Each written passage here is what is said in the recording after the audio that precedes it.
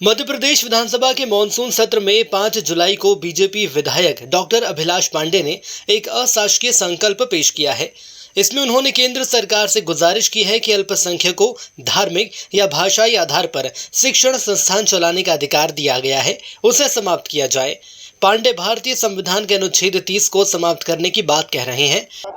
देखिए, अशासकीय संकल्प मैंने इस बात का लगाया है कि जो ऐसे माइनॉरिटी इंस्टीट्यूशन हैं, इसके अंदर जो बच्चे पढ़ते हैं, अखबारों के माध्यम से भी हमने देखा है, मीडिया के माध्यम से भी हम सब लोगों ने कई बार इस बात को देखा है, और वहाँ के जो शिक्षक हैं वो भी इस बात की प्रामाणिकता को बताते हैं कि उनमें पढ़ने वाले बच्चों को 10वीं और 12वीं में बाद में ओपन की पढ़ाई कर कर फिर कॉलेजों में एडमिशन लेना पड़ता है। हमने संविधान की धारा 30 के अंतर्गत इस बात का जो उल्लेख उसमें किया गया है, आज मैं ये अशासकीय संकल्प इस बात का रख रहा हूँ कि जो बच्चे हैं, जो माइनॉरिटीज़ के भी बच्चे हैं, उनको भी जब देश के प्रधानमंत्री ये कहते हैं कि हम राष्ट्रीय शिक्षा नीति के अंदर काम करने वाले हैं, राष्ट्रीय शिक्षा नीति के अंदर समावेशी शिक्षा और सबको एक समान अधिकार दिलाने की हम बात कर रहे हैं, और उस समय यदि इस प्रकार की स्थितियां बनती हैं तो मैं ये विषय लेकर आ रहा हूं कि सभी को समान शिक्षा मिलनी चाहिए, सभी का भविष्य अच्छा होना चाहिए। यदि वो माइनॉरिटीज़ में आते हैं तो उनको भी अच्छी शिक्षा अध्ययन करने का अधिकार है। और साथ ही मैं इस बात को दावे के साथ कहता हूं कि जब से आदरणीय देश के प्रधानमंत्री नरेंद्र मोदी जी की सरकार इस देश में बनी है, तब से जो हायर एग्जामिनेशंस हैं, आईएएस है, आईपीएस है, उसमें सर्वाधिक भर्तियां अभी माइनॉरिटीज़ की भी हुई हैं।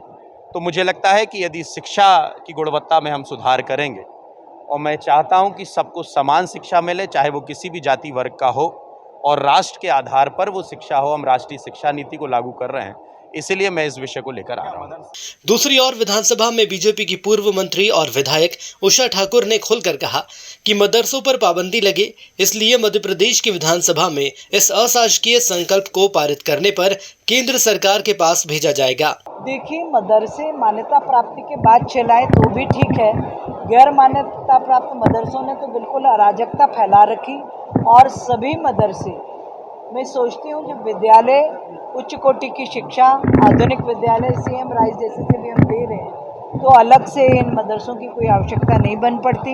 इसीलिए आज शासकीय संकल्प लाया गया। केंद्र सरकार से ये प्रार्थना की जाएगी कि इनको समाप्त करने की अनुमति।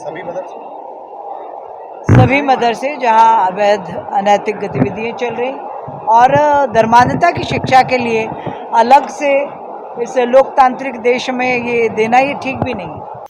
वहीं स्कूल शिक्षा मंत्री उदय प्रताप सिंह ने कहा कि सरकार इस बारे में अभी परीक्षण करा रही है।